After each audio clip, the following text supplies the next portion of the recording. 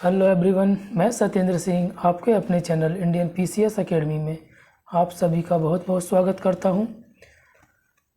तो आज मैं आप सभी के सामने पोषण की एक नई क्लास लेकर आया हूं और इस पोषण की नई क्लास में आज हम जो हमने पिछले क्लास में सीखा था उससे ज़्यादा सीखने वाले हैं, क्योंकि अब जो कुछ टॉपिक्स आने वाले हैं वो फैक्ट वाइज फैक्ट आएंगे, यानी इनसे प्रश्न बनने के जो पॉसिबिलिटीज़ है वो क्या रहेगी, ज़्यादा रहेगी।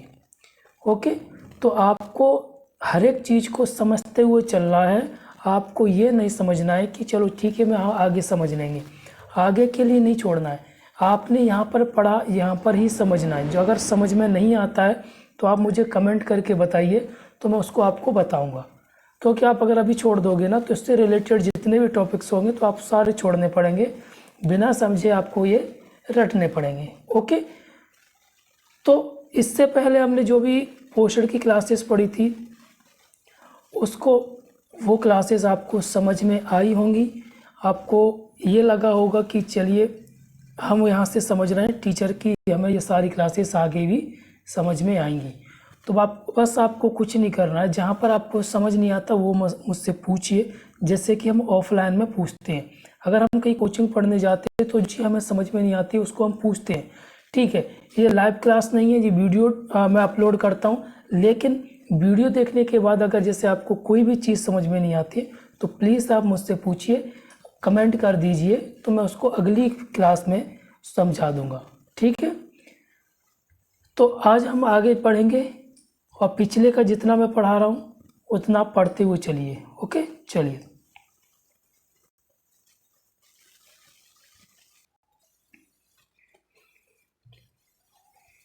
कल मैंने यहाँ पर छोड़ा था मानव शरीर में ऊर्जा का उपयोग, तो उससे आगे कुछ महत्वपूर्ण परिभाषाएं दी गई हैं, उसको एक बार हम देख लेते हैं।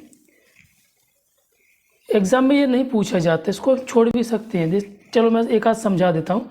ऊष्मामिति या कैलोरीमेट्री, कैलोरीमेट्री शब्द की उत्पत्ति लैटिन भाषा के कैलोर, ठीक है, और मैट्री शब्द से हुई है, जहाँ कैलोर शब्द का अर्थ है ऊष्मा तथा मैट्री शब्द का अर्थ है मापन। अर्थात कैलोरीमेट्री से आशय ऊष्मा के मापन से है, ठीक है। इससे शरीर के तापमान एवं ऊर्जा की जानकारी भी प्राप्त होती है। ऊष्मामिति के मापन का यह यंत्र कैलोरीमीटर कहलाता है।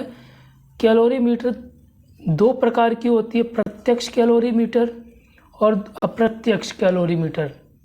इसमें किसी जीव या व्यक्ति को कैलोरीमीटर के अंदर रखकर ऊष्मा का मापन किया जाता है। उदाहरण बॉम्ब कैलोरीमीटर तथा चयापचयी कक्ष। दूसरा अप्रत्यक्ष में क्या है, इसमें किसी जीव द्वारा उत्सर्जित कार्बन डाइऑक्साइड एवं नाइट्रोजन युक्त पदार्थ का उपयोग की गई ऑक्सीजन की मात्रा का मापन किया जाता है, ठीक है। तो अगर आपसे क्वेश्चन पूछा जाता है कि जो कैलोरीमीटर होते हैं वो कितने प्रकार के होते हैं, तो दो प्रकार के होते हैं, अप्रत्यक्ष और प्रत्यक्ष और अप्रत्यक्ष, ठीक है। अगली जो परिभाषा है विश्राम ऊर्जा व्यय। विश्राम ऊर्जा व्यय से आशय है मानव शरीर की उस ऊर्जा से है जो विश्राम की स्थिति में मनुष्य द्वारा व्यय की जाती है। अब इसको आपको रटने की बिल्कुल भी आवश्यकता नहीं, ये जो परिभाषा है ना, ये नाम से ही समझ में आ रही है कि ये परिभाषा किसके लिए होगी, यानी इस परिभाषा का क्या मतलब है। तो आपको ये चीज़ रटने की ज़रूरत नहीं पड़ेगी। यहाँ पर दिया विश्राम व्यय ऊर्जा, तो यहाँ पर आपको क्लियर दिख रहा है कि विश्राम में खर्च की गई ऊर्जा। व्यय का मतलब होता है खर्च करना, ठीक है। जब मनुष्य आराम कर रहा होता है तब हृदय की धड़कन, श्वसन, मस्तिष्क के कार्य, आधारीय चयापचय, आंतरिक भागों की मरम्मत, रासायनिक पदार्थों में संश्लेषण एवं शरीर के तापमान को स्थिर बनाए रखने के लिए अनैच्छिक क्रियाओं को संचालन के लिए जिस ऊर्जा की आवश्यकता होती है उसको हम क्या बोल देते हैं, विश्राम ऊर्जा। अगर आपसे क्वेश्चन पूछा जाए कि सोते समय हृदय की धड़कन को नियंत्रित करने के लिए जिस ऊर्जा का प्रयोग होता है उस ऊर्जा को क्या बोलते हैं हम, विश्राम ऊर्जा। जैसे कि कभी कभी हम थक जाते हैं, उसके बाद बोलते हैं कि सो लीजिए तो अब रिलैक्स मिलेगा। तो सोने के बाद हमें जो रिलैक्स मिलता है उसमें जो ऊर्जा ख़त्म होती है उसको हम बोलते हैं विश्राम ऊर्जा व्यय।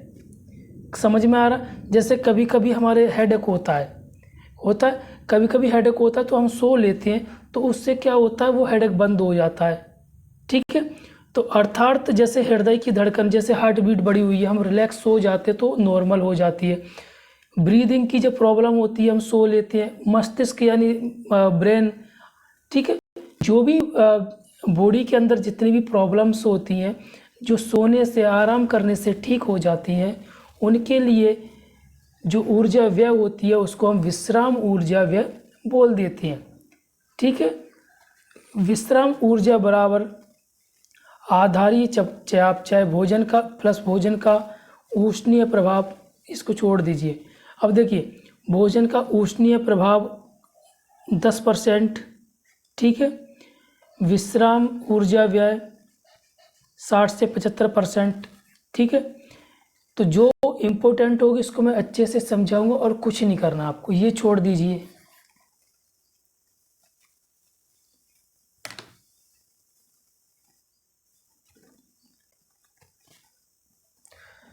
आगे, लिंग पुरुषों में BMR महिलाओं की अपेक्षा 10%। अब ये BMR क्या होता है वो समझ लीजिए थोड़ा। BMR क्या होता है? आधारीय चयापचय दर।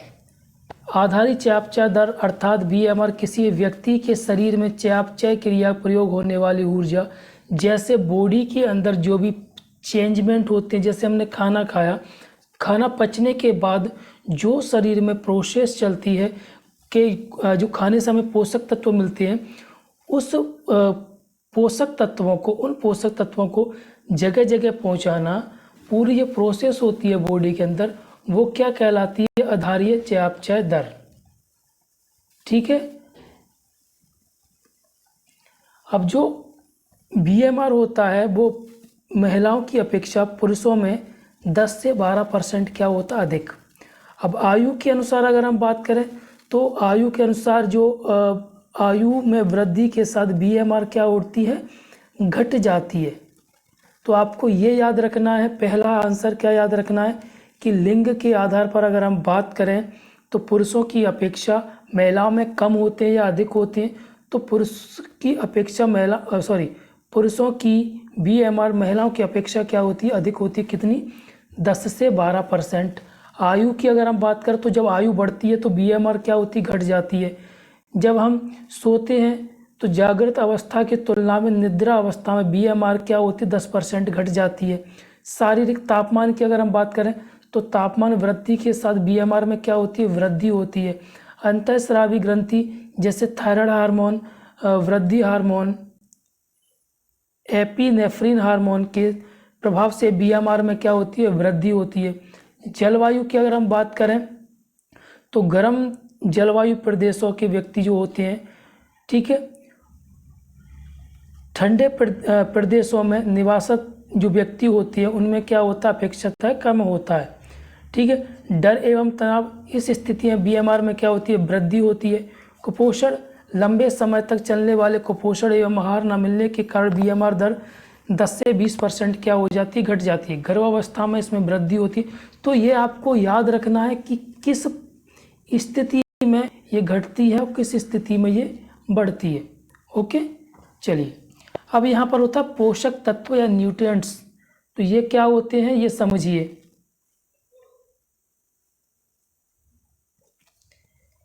विभिन्न भोज्य पदार्थ यानी जो खाने योग्य पदार्थ होते हैं से पाए जाने वाले वे रासायनिक तत्व जो शरीर को विभिन्न कार्यों के लिए ऊर्जा प्रदान करते हैं वो क्या कहलाते हैं? पोषक तत्व। जैसे प्रोटीन, कार्बोहाइड्रेट, वसा, विटामिन, खनिज लवण, जल एवं रेशे। ठीक है, विभिन्न आधारों पर पोषक तत्वों का वर्गीकरण किया गया है, यानी वृहत या स्थूल, मैक्रो या सूक्ष्म। ठीक है, दो तरीके से इसका पोषक तत्वों का क्या किया गया, वर्गीकरण। तो वृहत या स्थूल मैक्रो वाले में क्या है, कार्बोहाइड्रेट, लिपिड या वसा, ठीक है, या फैट, प्रोटीन या जल। और ये सूक्ष्म यानी माइक्रो वाला विटामिन एवं खनिज लवण।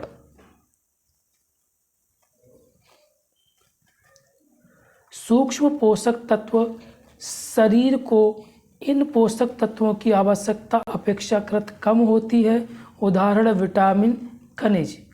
दोबारा से समझ लीजिए, जो सूक्ष्म यानी माइक्रो पोषक तत्व होते हैं उनकी अपेक्षाकृत जो ज़रूरत होती है, आवश्यकता होती है, कम होती है। किसकी अपेक्षाकृत, अपेक्षाकृत का मतलब होता है तुलना में। तो किसकी तुलना में, इनकी तुलना में, इनकी जो ज़रूरत होती है वो कम होती है हमारी बॉडी को। क्लियर हो गया। आगे, ये पोषक तत्व शरीर में होने वाली विभिन्न जैव रासायनिक अभिक्रियाओं में सहायक होते हैं। इनका मापन माइक्रोग्राम या मिलीग्राम में किया जाता है। ठीक है, 1 मिनट।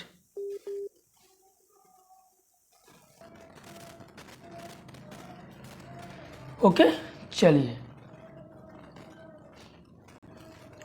मैं क्वेश्चन बताता हूँ आपको। देखिए, क्वेश्चन आपसे पूछा जाएगा कि जो पोषक तत्व होते हैं उनमें हमारी जो बॉडी होती है उसको ज़्यादा किसकी नीड होती है।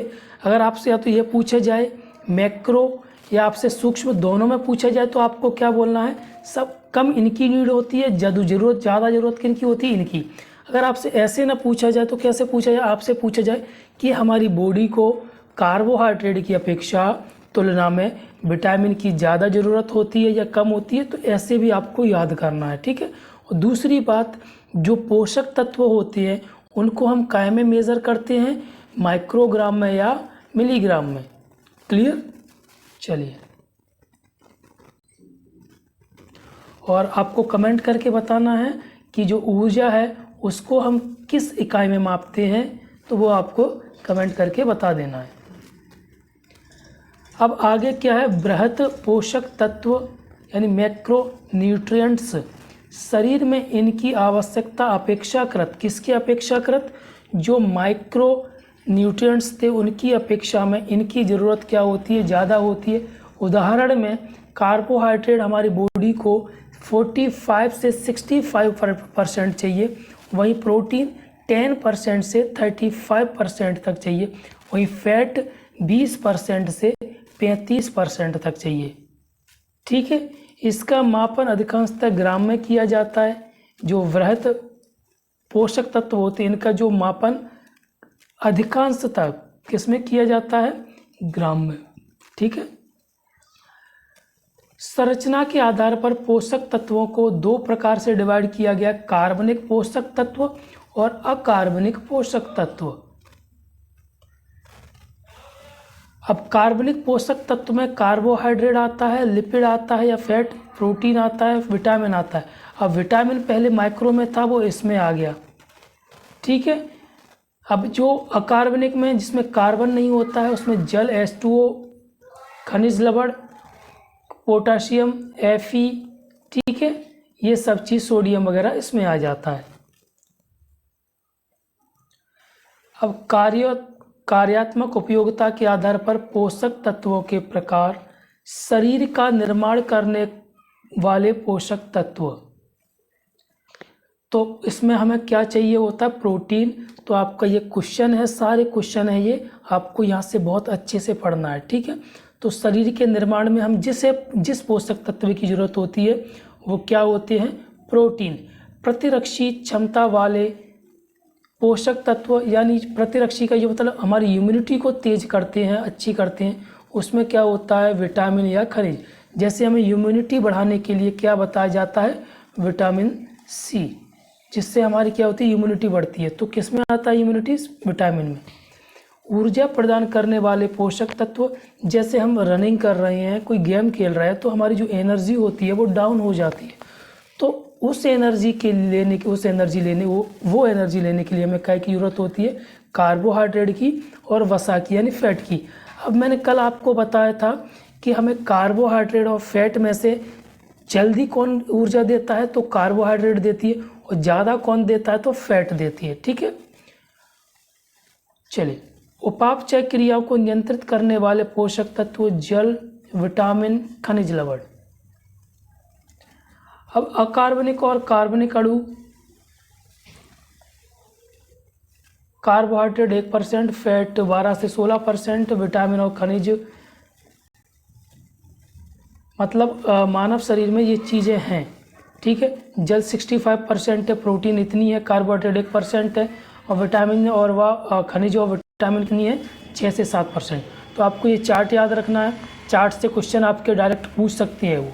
ठीक है, कि हमारी बॉडी में कितनी कितनी चीज़ें उपलब्ध होती है। तो सबसे ज़्यादा जल होता है, फिर सबसे कम कार्बोहाइड्रेट होता है। अगर आपसे पूछा जाएगा कि सबसे ज़्यादा और सबसे कम, अगर आपसे सीक्वेंस पूछा जाता है कि सबसे ज़्यादा सबसे पहले नंबर पर, दूसरे नंबर पर, तीसरे नंबर पर, चौथे नंबर पर, तो पहले नंबर पर क्या आता है, जल आता है, दूसरे नंबर पर क्या आता है, प्रोटीन आता है, तीसरे नंबर पर फैट आता है, चौथे नंबर पर खनिज, पाँचवें नंबर पर कार्बोहाइड्रेट।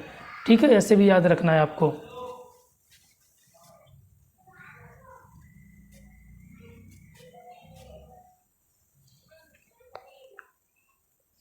अब जो कार्बोहाइड्रेट होता है वो क्या होता है वो समझिए। कार्बोहाइड्रेट वे रासायनिक रूप में जल योजित कार्बनिक यौगिक अर्थात पॉलीहाइड्रोक्सी एल्डिहाइड्स या पॉलीहाइड्रोक्सी कीटोन्स होते हैं, जिनमें कार्बन, हाइड्रोजन तथा ऑक्सीजन, मतलब कार्बन जिसमें कितनी होती है 1 अनुपात में, हाइड्रोजन कितनी होती है 2, और वहीं ऑक्सीजन कितनी होती है 1। अगर आपसे पूछा जाए कार्बोहाइड्रेट में कार्बन, हाइड्रोजन और ऑक्सीजन की कितनी जो अनुपात होता है, तो 1, ये याद रखना है। अगर हाइड्रोजन पहले लिखा हुआ है तो हाइड्रोजन का 2 ये याद रखना है। ठीक है ना, ये मत रट लेना। आपको क्या रखना है, कार्बन का 1, हाइड्रोजन का 2, ऑक्सीजन का 1। ठीक है, आगे पीछे भी ये कर देंगे ना तो उससे कोई मतलब नहीं है। ओके,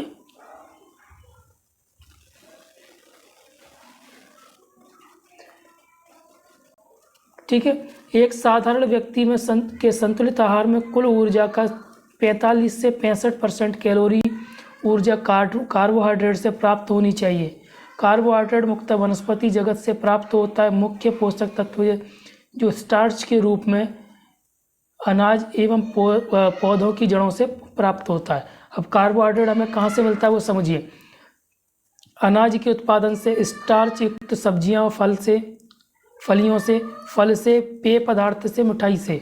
अब जो अगर हम अनाज से बात करें तो गेहूं, चावल, जौ, बाजरा, जई, मक्का, ज्वार में स्टार्च वाली युक्त सब्जी या फलियों की बात करें तो आलू, शकरकंद, हरी मटर और अन्य सब्जियां।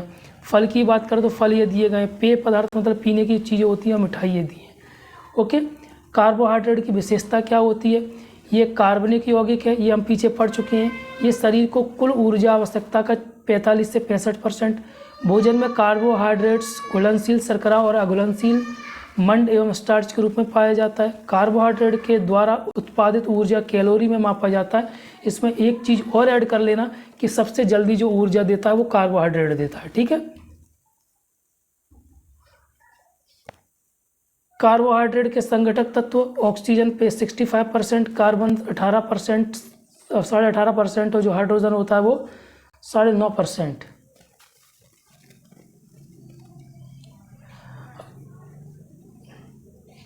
अब दैनिक आवश्यकताओं के अनुसार 2024 की रिपोर्ट के अनुसार प्रत्येक भारतीय को अपनी प्रतिदिन की थाली में 2000 किलो कैलोरी ऊर्जा यानी 50 से 55% भाग कार्बोहाइड्रेट का ग्रहण होना चाहिए।